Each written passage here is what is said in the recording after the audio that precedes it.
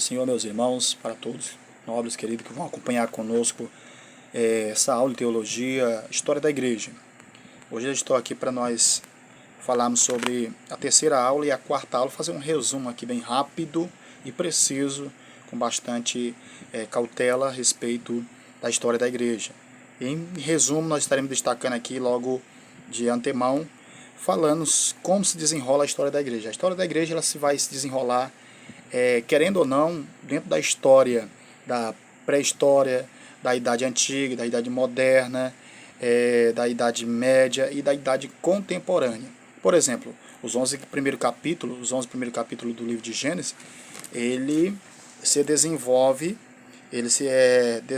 na pré-história.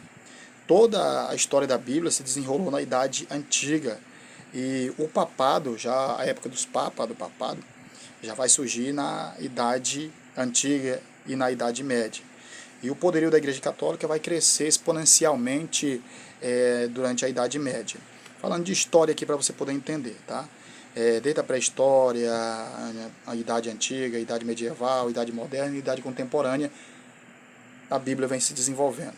Tá? Há 4.000 anos antes de Cristo, na pré-história, 4.000 anos antes de Cristo já vem pré-história se desenvolvendo até a invenção da escrita. Vem acontecendo tudo isso. Vamos lá. Como, por exemplo, o islamismo surgiu na Idade Média, 610 depois de Cristo. A Reforma Protestante ela vai surgir em 1517. A Reforma Protestante ocorreu na Idade Moderna. No mesmo período, renascimento do iluminismo e da invenção da máquina de imprensa, das missões da igreja moderna, a descoberta do Brasil, as grandes navegações. A Idade Média foi chamada de Idade das Trevas, porque houve uma grande perseguição, um grande problema quanto à disseminação do Evangelho, da Palavra de Deus. Muita massacre, muita mortandade. Vamos lá, então falando sobre a nossa história da igreja, teologia, página de número 13. O primeiro papa que nós vamos falar sobre ele, Papa Leão I, do ano 440 a 461 a.C. O Papa Leão. O Papa Leão, ele se autotitulariza como bispo primaz por disposição divina. Ele obteve do imperador Valentino III um título, um reconhecimento de ser o bispo primaz, o maior.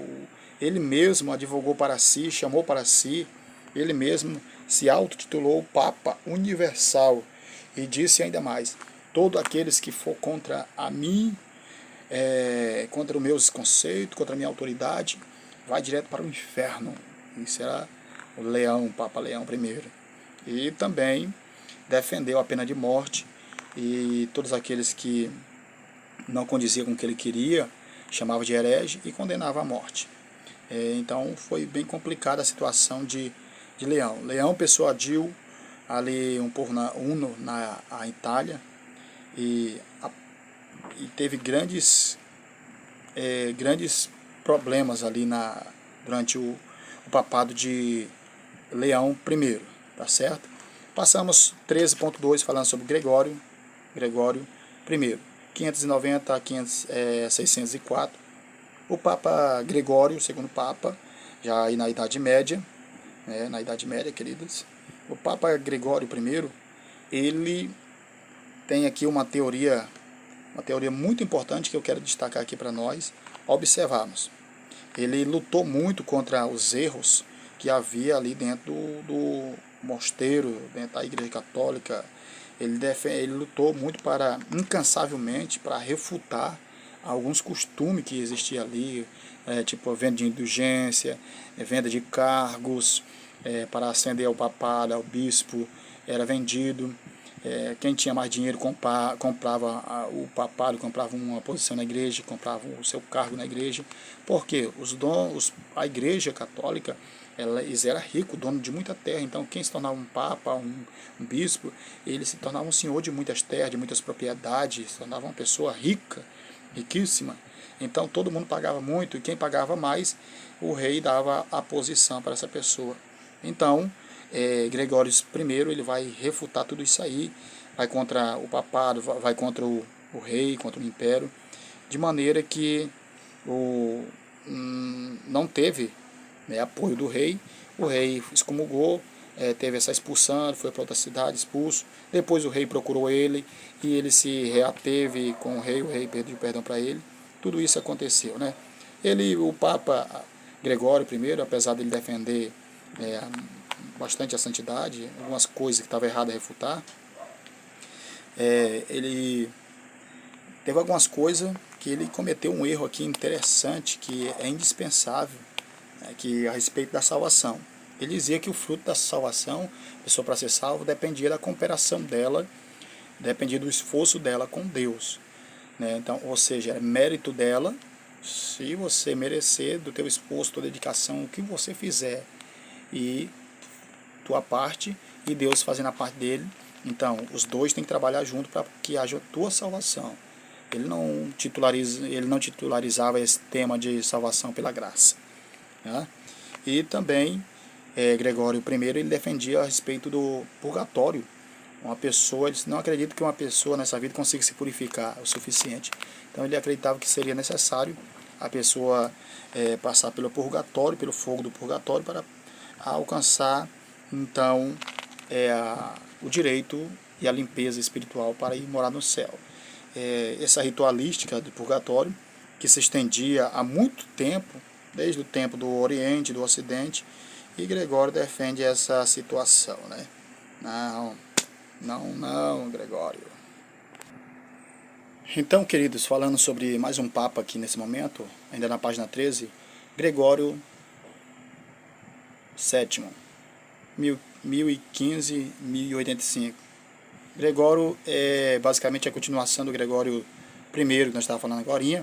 Ele defende também, luta pela santidade, defende a santidade de Cristo, a santidade de Deus dentro da igreja, luta contra a imoralidade, defende ali tudo que convém à vontade de Deus, vamos dizer assim, e os coisas que os papas estavam fazendo de errado, os imperadores, os reis, eles refutavam Gregório VII.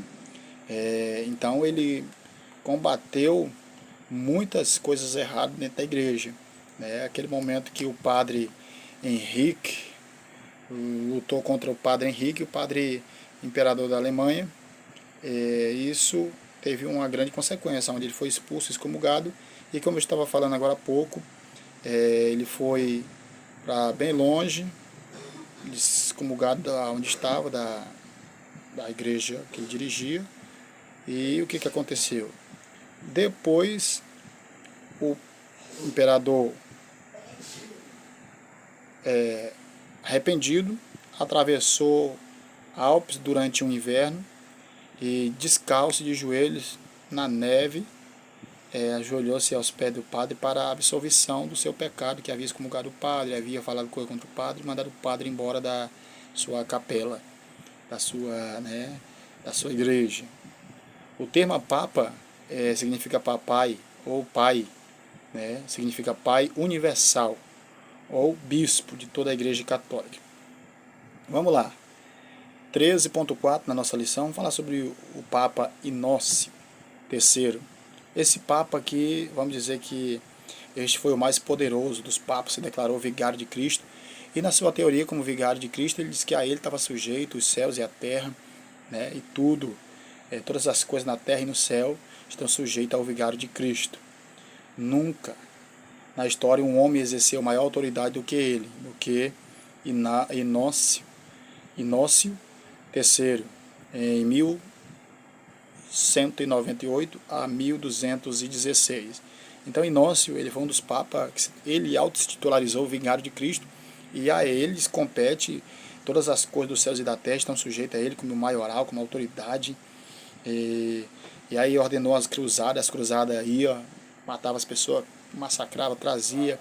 Foi o momento que levantou em 1208 a tão falada Inquisição, que a Igreja Católica fazia essa perseguição terrível, trazia as pessoas, os hereges, que eles titulariam por hereges, vândalos, vamos dizer, desassociáveis, que eles diziam assim. aí trazia e queimava. Chegou a um ponto de ser tão cruel que as pessoas diziam que o sanguinário Nério havia ressuscitado em pele de cordeiro.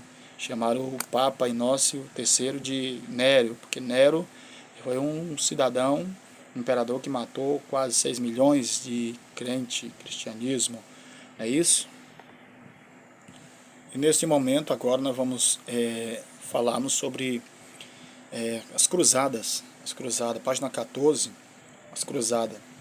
As cruzadas foram um movimento militar para libertar a cidade santa de Jerusalém do poder dos infiéis muçulmanos.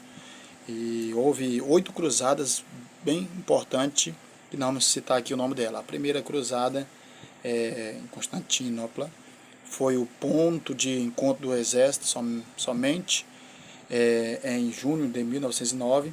Chegaram a Jerusalém, tomaram no dia 15, seus habitantes foram passados ao fio da espada, e a derrota completa de um exército egípcio do Socorro perto.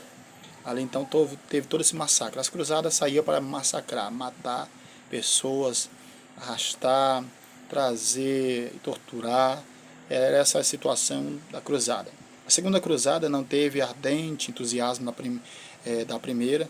Muitas das suas forças pereceram na Ásia Menor, e as que alcançaram a Palestina sofreram graves derrotas quando tentavam tomar Damasco. Foi um desastre completo que deixou até mesmo profundo ressentimento no Ocidente contra o Império Oriente, contra o Império do Oriente. Desse império, com e sem razão, foi atribuído o insucesso. Na segunda foi uma derrota, foi um fracasso total na segunda cruzada. A terceira cruzada, nenhuma cruzada foi mais bem preparada que estas. Três grandes exércitos foram chefiados pelo imperador Frederico Barbosa Rocha, o maior soldado da época, chamado Coração de Leão da Inglaterra. E Frederico, porém, teve um fim trágico, aqui grifando aqui para nós dar uma olhada, na página 14, teve um fim trágico. Acidentalmente morreu afogado, e isso foi o fim de Frederico, devido às suas maldades, com certeza, podemos dizer assim. A quarta cruzada, esta cruzada capturou, saqueou Constantinopla, e as relíquias da igreja eram as principais, mais vistas, porque sabia que a igreja rendia bastante. E já na quinta cruzada, deu-se o doloroso episódio denominado como Cruzada das Crianças. Um pastorzinho francês chamado Estevão, um rapaz alemão de Colônia. O que aconteceu?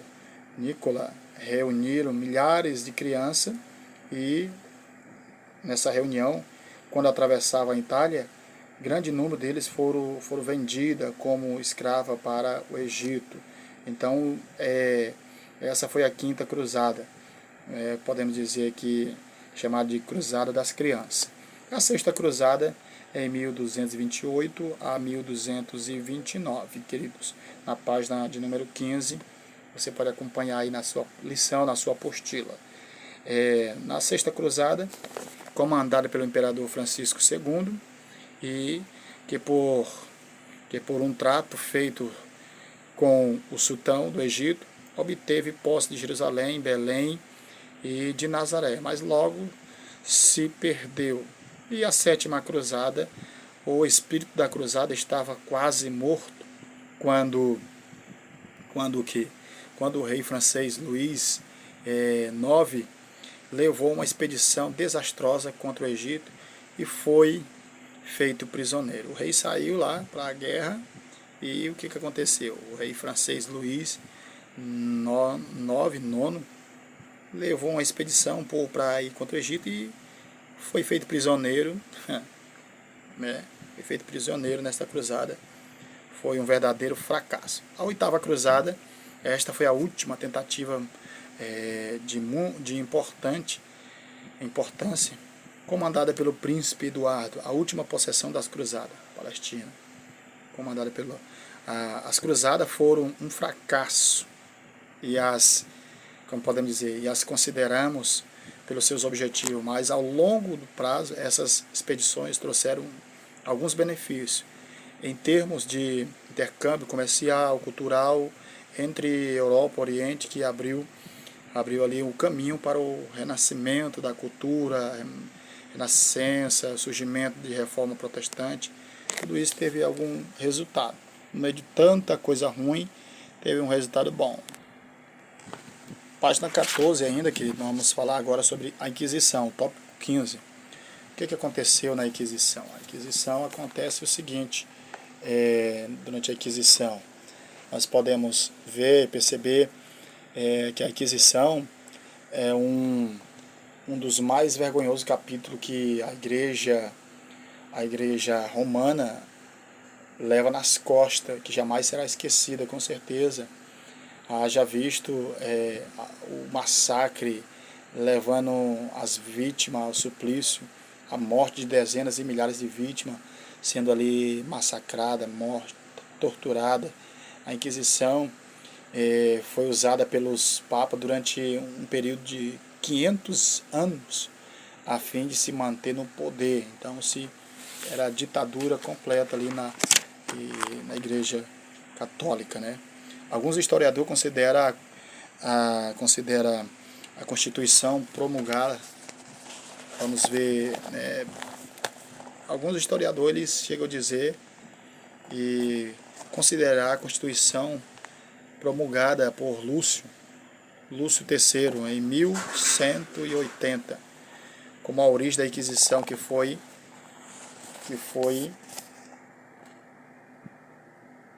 por si, como nós podemos dizer aqui, um termo aqui bem legal para a gente explicar esse assunto, para poder... Então, querido, fazendo um resumo aqui para ficar melhor, né? Ficar melhor no nosso assunto que eu quero tratar aqui, explicar para você, a respeito da Cruzada. A Cruzada foi um massacre, foi total, onde os papas, por 500 anos, tentando se manter no poder, fazia essa grande perseguição para tentar inibir, encurralar e extinguir a força do protestantismo, para que não viesse se expandir, chegando a matar aí no ano 1540 a 1570, chegando a matar cerca de 900 mil protestantes foram mortos ali pelos papas, né? Uns papas, frades e padres, podemos dizer, insensíveis, cruéis e desumanos, brutais e até mesmo sem coração. Torturava as pessoas, queimava homens, mulheres inocentes. Isso fazia em nome de Cristo, dizendo eles que era em nome de Cristo que estava fazendo isso, e por ordem direta do seu vigário. E então, se eles faziam isso, como se estivesse fazendo em nome de Deus, uma coisa desumana, dessocial mesmo, fora da sociedade, excomungal mesmo. Meus amigos, nobres teólogos, senhoras e senhores, vamos falar agora sobre a página de número 15, devido a essa grande perseguição, inquisição, mas porém nós temos algo bom, bem interessante, entra em cena agora no cenário, que está sendo desenhado aqui, desenrolado, desenvolvida a dissertação. Vamos falar sobre os precursores. Durante todo esse massacre, essa problematização, aparecem também os precursores da Reforma, em 1328 a 1384.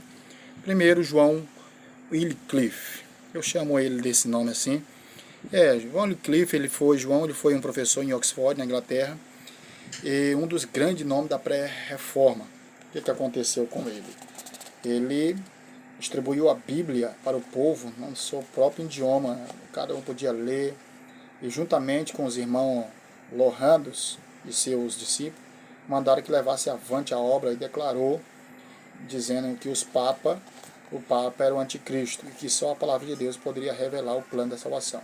João Wycliffe era um homem tomado, cheio da presença e da graça de Deus, muito ousado pelo Espírito Santo de Deus.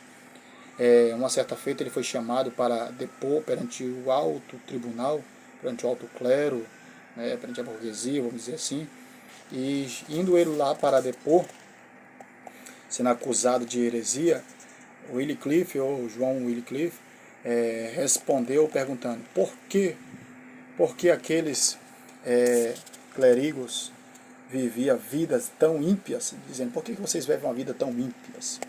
Como ousai-vos, como vocês ousam falar do amor de Deus, ou usar o amor de Deus para vender e usufruir com o lucro? Usa a palavra de Deus, usa as coisas de Deus, as indulgências, usa os bens, os amuletos, e vende como obra de Deus, ungido por Deus, esses amuletos e essas coisas, para se auto-beneficiar. Ele pregou com tanta autoridade ali perante o tribunal: como que vós pensais que estão a vossa vida, né? Então ele pregou ali: vocês não sabeis com que estão às portas da sepultura. E com grande verdade ele prega e anuncia ali, com tanta intrepidez, com tanta eloquência.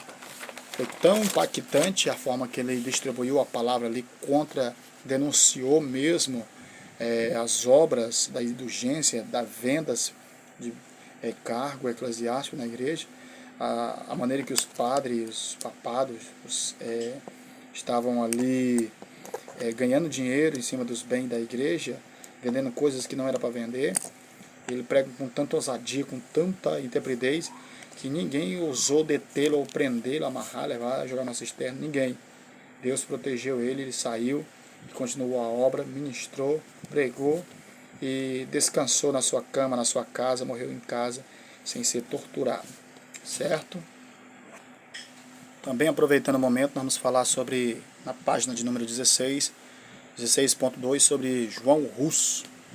João Russo, reitor da universidade. João Russo foi um seguidor da doutrina de João Wycliffe, e cujos escritos havia penetrado em seu país. Tornou-se um pregador determinado a atacar os vícios da Igreja Católica, as indulgências que a Igreja Católica fazia, rejeitava os purgatórios, culto de santo, e o uso de uma língua estrangeira na liturgia, exaltava as escrituras acima dos dogmas da igreja, A palavra de Deus está acima dos dogmas, dos costumes da igreja. Tem que obedecer em primeiro lugar a palavra. João Russo, ele pregava dessa maneira. Então, chegou o momento dele pregar a verdade mesmo, não temia, com grande veemência, com grande poder e autoridade. João Russo foi um grande homem que lutou contra as vertentes do pecado da Igreja Católica. No Concílio de Constância, o veredito já estava feito e Russo seria queimado vivo. E o que fizeram? Então foi nesse momento que raparam sua cabeça, despiram suas vestes, colocaram-lhe um capuz sobre a sua cabeça com o desenho de um capeta e dizendo, chamaram ele ali de demônio, né, arquierege, mas jubilosamente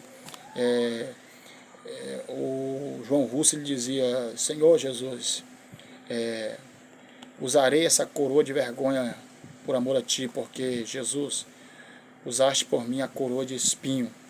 Então, dizendo: agora entrego nas tuas mãos a minha alma, meu espírito. Então, se as pessoas chamavam ele de diabo, dizendo: agora nós entregamos a tua alma ao diabo, e deram uma oportunidade para ele se reconciliar, ou seja, se retratar e voltar à Igreja Católica, mas mesmo assim ele não aceitou isso de maneira nenhuma, pelo que tudo que eu tenho pregado é verdade, é um propósito de salvar as vidas, reconciliar vidas para o reino de Deus. Então o Russo ele defende, e a partir desse momento as pessoas revoltadas amarraram ele a um toco e atearam fogo, e ali ele continuou em oração, e entregou a Deus o Espírito e ali morreu.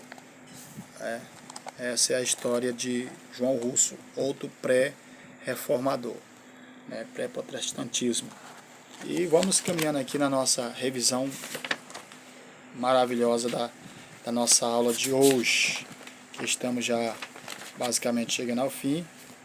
E hoje nós também, na página de número 16, falaremos sobre a Renascença. O que foi a Renascença? A Renascença foi um período de transição da história humana, situada entre a Idade Média E os tempos modernos caracteriza-se por uma renovação da cultura dos povos da Europa. O que vai acontecer? Influência de pensamento, da arte grego-romana. Então teve uma mudança de cultura. Começaram a aderir aí algumas culturas. Os gregos começaram a infiltrar costumes na Roma. E vejamos bem, ao caracterizar essa época, as grandes descobertas geográficas entre Colombo e Cabral, descobriu no Brasil, Colombo, né? E Cabral também que descobriu, Pedro Álvares Cabral. Mas mais maravilhosa ainda foi a descoberta do helicocentrismo, helicocentrismo de Copérnico. Grande progresso foram alcançados na invenção mecânica, entre as quais as invenções da imprensa, de Gutenberg. Alguns começaram a estudar a Bíblia em hebraico, em grego, e em vez de latim. E o novo interesse pelas artes deu origem às obras de Da Vinci, Michelangelo e outros. Tá ok? Certinho? Vamos dar mais uma resumida aqui agora sobre Lutério, página de número 17, Lutério, Martim Lutério. E todos nós sabemos que Martim Lutério foi um grande monge, depois de Jesus e Paulo, talvez o maior homem que nós podemos citar aqui seja este aqui agora, chamado então de Martim Lutério. Martim Lutério, né? De todos os tempos tenha sido Martim Lutério. Nascido em Isleben, a 10 de novembro de 1483, e falecido na mesma cidade em 18 de fevereiro de 1546. A casa em que ele nasceu é conservada até hoje. A casa em que ele se tornou um museu. A casa onde ele nasceu é conservada até hoje.